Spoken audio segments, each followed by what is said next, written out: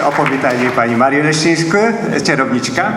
Witam Was bardzo serdecznie i zapraszam na nasz jubileuszowy koncert.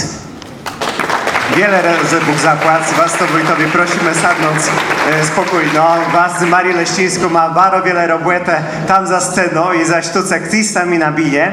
I proszę was to czwarty głosce chcemy poprowadzać już zacząć. Ty piękny koncert na 40 lat i poprowadzę, zobaczymy dziś ich cały kunszt oraz wielkie doświadczenie, które zbierane jest i przez 4 dekady.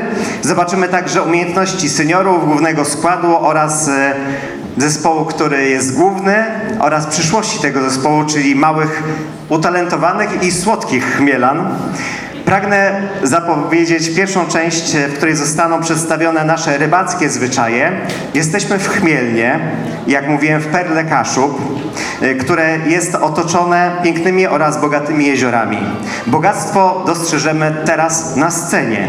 Chmielanie zaprezentują się w nowych strojach, które zostały pozyskane dzięki programom ministerialnym napisanym przez Gminny Ośrodek Kultury, Sportu i Rekreacji w Chmielnie oraz hojności samorządu. Zaczniemy od rybackiego sygnału. Tak, bo bazuna wywodzi się z Ryby Cieni.